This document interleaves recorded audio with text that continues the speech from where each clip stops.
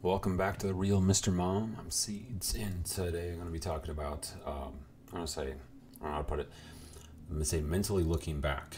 And by that I mean, again, one of the things that I've noticed since losing my twin and the other tragedies have taken place in my life is that I have a sense of, or not a sense, but I have a condition where I am prone to look back at life and see what could have been different. And again, there's nothing wrong with looking back at life and wondering per se, but it's really important not to spend most of your time doing that. And I'm going to talk about why. So the biggest problem that I've noticed with myself, and again too, I wouldn't be shocked if others did this, but a lot of times when you're looking back at life, specifically with if you handle something poorly, or if you end up say having a fight, or in my situation I have bunch of kids, and so there are times where I'll lose my temper with my kids. A lot of times I'll look back, regretting how I handled something and wishing I had been a little calmer, a little more loving, turn the other cheek type, and then I ended up doing it again and again and again. And that's one thing I've realized was that a lot of times when we make mistakes, we have a tendency of looking back at it, and we might go through justifying it or trying to justify it, cycling through what led to that point of why we lost our temper because this and this and this happened. And so again, there's nothing wrong with making those analysis, but it's really important to not constantly do that, to not that be the main focus, because that doesn't change anything. That's one of the things that I've realized is that, if I'm looking for a different outcome, I have to do things differently. And that's no great statement, but I think it is something that is very lacking in most people's lives. I feel like a lot of times when we make mistakes, we continue to make those mistakes, and we feel like we can't do any different. And again, I think that's why it's so important to not spend all of our time looking back, to not spend all of our time, focusing on what could have been, or what have you. Just again, I think it's important to look back if we want to learn from it. But if we're just going to look back and try to justify why we misbehaved, or if we're going to just push ourselves down mentally because of what we did in the past, then we're never going to get better. And that, to me, is really what we're supposed to be trying to do. And again, that's something that, I think can be uplifting to your heart, as when you break that cycle. But a big part of breaking that cycle is, like I said, there's nothing wrong with any of these actions. It's why we're committing the actions and to what aspects we're doing so. Like I said, there's nothing wrong with looking back at the past and trying to figure out what we could do differently in the future. But to me, that's, I think, the best way to look at the past is simply for correction and for guidance. If we're just going to look at the past and feel defeated because, we made these mistakes, then we're going to probably continue that behavior because, it'd be like running into somebody. Because you're looking back, and then you run into somebody, and you're like, oh my gosh, I'm so sorry. And then you're like, I can't believe and you ran into somebody else. And so to me, that's what we do a lot of times when we're mentally unhappy, is we're constantly in a state of looking back, and we end up continuously making poor decisions. And then we respond to the fact that, oh my gosh, I did it again. Oh my gosh, I did it again. Rather than realize the reason that we keep doing this is because we keep looking back. It's because we keep thinking that we have to bat 1,000 in order for life to be okay. I can't make any mistakes. And it's like, well, if that's your criteria, I've got bad news for you. You're not going to make it. And so again, that's one thing I've realized, is that I do improve my mental state, and I do improve my behavior and my, just my overall attitude about life towards, again, children being children. It's really easy for kids to get under your skin, because obviously they're far less mature than you. They don't take nearly as much responsibility for life, and so it's very easy to feel overwhelmed with children. But the true aspect is that they're children, and so yes, they're going to make mistakes. They're going to act out of sorts, and so I think that's one thing I've realized, when trying to remain calm and such, is that I'm focusing on what am I trying to do. I don't want to let my kids walk over me. I don't want them to be, spoiled and have no respect and not have discipline.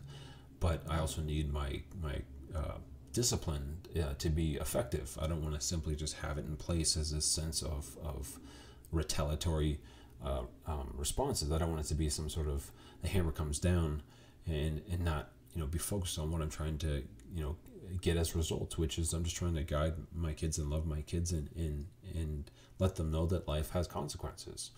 And so, again, there are plenty of times when, you know, I might lose my temper with my kids, and then I'll look at myself and just be like, you piece of garbage. And, you know, I don't say it out loud, but yeah, I'm just talking to myself about how, you know, I shouldn't have done this, I shouldn't have done that, I should have been more calm, he's just a child, you know. And so I'm really just giving myself a hard time. But a lot of times I'm so mentally drained from the internal verbal, I don't know if you call it verbal, if it's internal. Anyhow, the thrashing I give myself of you know, not acting as I should have, and I realize that if I give myself a break, a lot of times I'm much more apt to get right and be calm. You know, it's just one of those things where I do the same thing with like working out or dieting.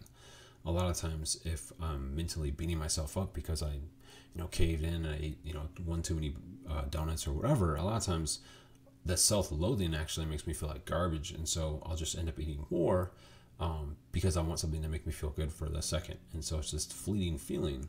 But a lot of times when I beat myself up, I end up doing worse because I end up giving into more kind of immediate gratification because I feel like such garbage that I want something. You know, I mean, I'm far more productive if, you know, I learn from my mistakes. If I realize, all right, I should handle this differently. You know, it's one of those things where I tend to enjoy my downtime so much better if I spend the earlier part of my day being productive, because then I know that I'm not being a lazy bum.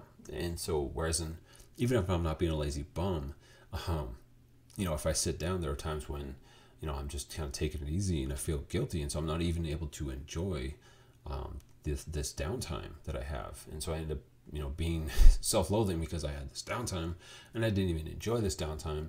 And because I was self-loathing because of the downtime, you know, ends up being worse than if I had just been productive. And so again, that's, I think, why it's so important to self-reflect and see how you handle something. And again, too, I think it's really important for all of us to you know, be who we are. You know, there you know, we all find value in different ways. We all find, you know, value, and again, too, just that, you know, it's one of the things where, you know, a difficult thing with you know, tragedy, with suffering from traumatic pain and depression is, again, just people's external judgment of how you're handling something. That's, I think, probably you know, one of the top 5 things that people who are suffering from mental illness suffer from is just a fear of judgment, a fear of people thinking that you should be handling something differently, that you should have this effect if this happens to you. That you know, I think that was one of the things that was really discouraging for me, was that I had multiple sources of people telling me directly and indirectly how I should be handling my twin's loss, and then how I should have been handling you know, my life after my dad did what he did to my sister. You know, just telling me that they think that I should have done this. That was one of the things, not to, you know, rag on religion, and I say I'm religious, but yes, I had a pastor tell me that he thought that I should have gotten closer to God, and he was surprised that, you know, months after that happened, it might even be like a year after that happened, he was surprised that I didn't get closer to the church and closer to God after that happened. And I was just thinking, like, how in the hell would you possibly know how I should be reacting to this? You've never been through this, and if you had been through this, you would know that we're all going to respond differently.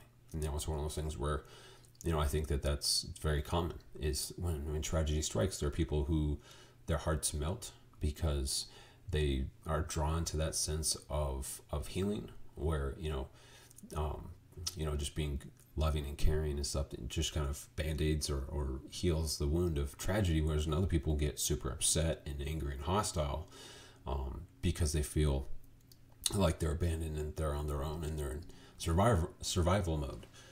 So again, but that's the thing that is necessary to talk about. And again, I'm down the road, I'm going to be talking about some much more, I'll say conflicting, my brain's controversial. That's the word. Controversial. Yeah, it's going to be talking about a lot more controversial subjects because, honestly, I mean, that's not to be too simplistic again, but that's one of the sad truths, is that usually the most difficult conversations are the ones that we need to have. It's one of those things where, I'm not saying that it's nothing, but if it's easy to talk about a subject, then it's probably not the most important. It's one of those things where, like, small talk, talking about the weather, where anybody can talk about the weather because it's not offensive. You can't make somebody upset and be like, it's a beautiful day. No, it's not. The sun, it's killing me. I'm probably going to get melanoma. Well, maybe somebody would. I'm sure somebody in the world would find that the glass is half empty in that situation. But generally speaking, that's why, that's one of the reasons that, I talk about things you're not supposed to talk about in public, about religion and politics and issues, philosophy. But the reason I talk about it is because it's conversations that need to happen. It's one of those things where I'm not going to get any wiser if I'm only fed the information I had yesterday. I love talking about these subjects because that's how you learn. That's how you can evolve and develop a better solution. But again, that's the importance of talking about it and just focusing on what we can do and what we can't. And like I said, I feel like it's just really important for people to realize to not look back at life constantly. There's nothing wrong with looking back at life, but to somehow think that if you are remorseful enough and are focused enough for the past, that somehow that's going to change something.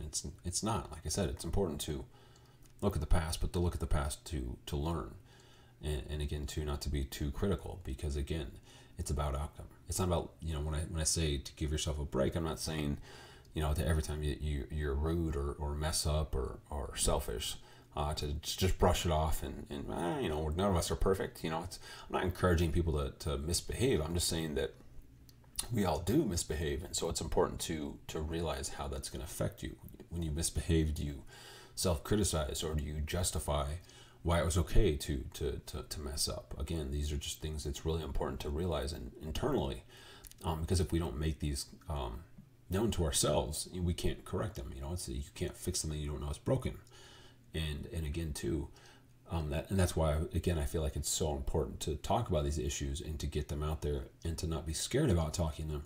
Is that, again, I feel like so many of us resist being open about our pain and about how it affects our minds and how we observe life, because we're so terrified that if we say, again, I've just, make an example, not to piss anybody off, but like for myself, with the national anthem, I definitely have a strong feeling about that, just because of my twin's death and what that means to me.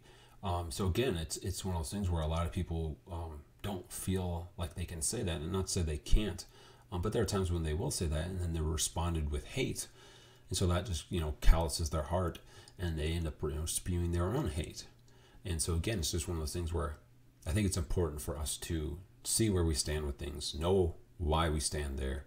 But then again, too, just realize that, not everyone's going to understand where I'm coming from. And even after I explain where I'm coming from, I'm sure there'll be plenty of people who think I'm a horrible person. But again, it's important to self-reflect. And again, just think, am I trying to be malicious? Am I depriving somebody of something? And so again, it's a big mess, because I feel like a lot of us do some self-reflection.